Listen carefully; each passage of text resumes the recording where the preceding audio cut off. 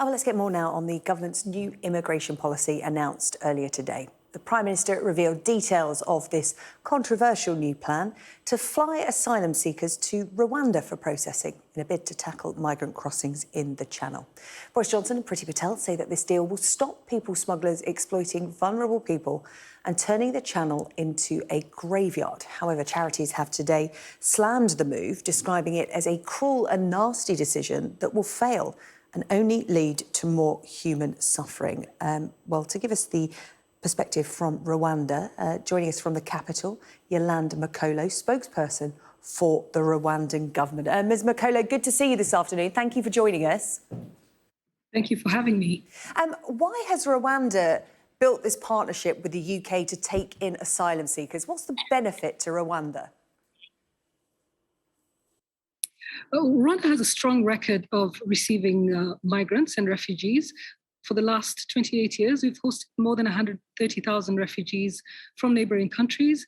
We've also more recently welcomed refugees from evacuated from dangerous situations in Libya and other refugees, including Afghanis who live with us in our community. So we have this long experience in welcoming and hosting refugees here. We also have the experience of being refugees or displaced because of our recent history of conflict. So we know what it means to be desperate for a safe haven and for opportunities to live a decent and dignified life.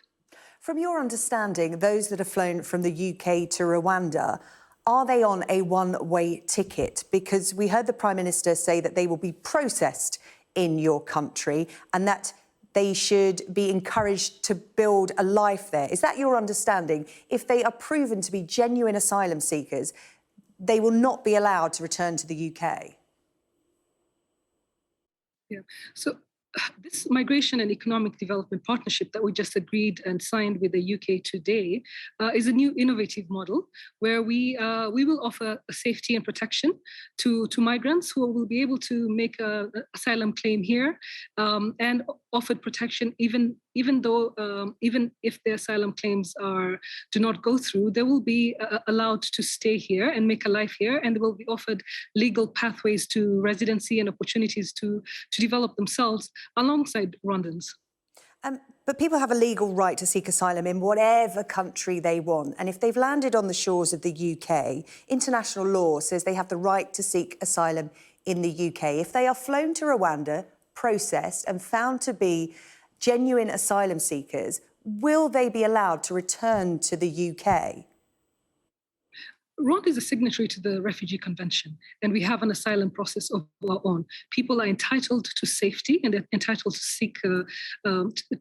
seek asylum, but they do not have an unfettered choice of the country that they go to. So we are offering safety and protection here and an opportunity to build a decent and dignified life.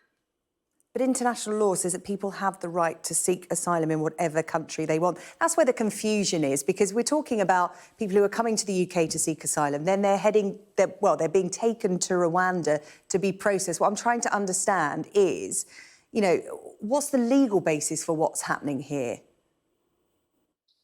There is a legal basis for this partnership. There are no international, we're not breaking any or violating any conventions. People do have a right to seek safety and asylum. What international law does not say that they have a choice of country to go to. The British Prime Minister has said that he's expecting court challenges. So this is legally complicated. It's not as cut and dry as you land in the UK and you head to Rwanda and that's where you have to seek asylum. It's not that cut and dry. It may be not. We're clear on what we want with this from this partnership. We want to provide a solution to a global problem. Working with the UK, we want to offer safety to migrants, and not only asylum seekers. A lot of asylum seekers are not actually refugees, but it doesn't matter. Everyone has a right to live a decent life, and we believe in Rwanda that Africans and other people from elsewhere should be able to live a safe and dignified life here and be offered the opportunity to thrive. Let's talk about that opportunity you say you're offering of a safe and dignified life, because a lot of charities have called this move to take asylum seekers to Rwanda wrong. They're pointing at your country's human rights record, saying Rwanda does not have a good human rights record. Human Rights Watch says, several high-profile critics have been arrested or threatened. In 2015, relatively recently, a UK judge refused to extradite 5 men to Rwanda because she argued it's an authoritarian repressive state, stifling opposition, and is suspected of threatening and killing opponents. People have been tortured in secret camps. Can you address those concerns?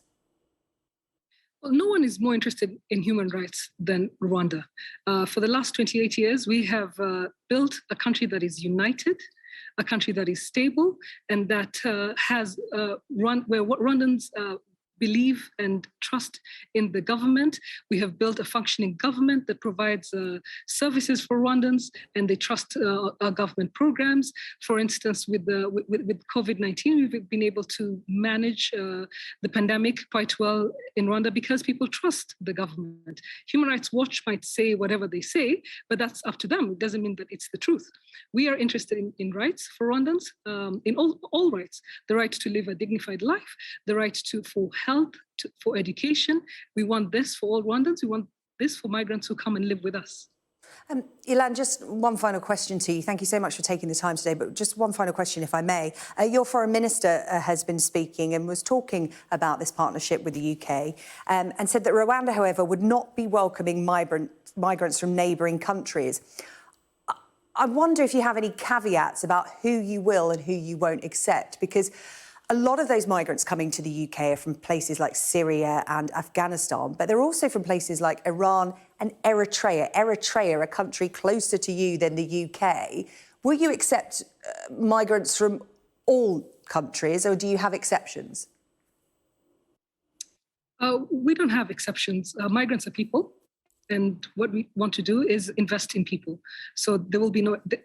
The only exceptions are because we do have the option to reject transfer of people from the UK. For instance, in cases that concern our national security, we will have that option if, for instance, from information provided by the UK government that this individual has a criminal background, then we would exercise our right to refuse that individual, but it's on a case-by-case basis.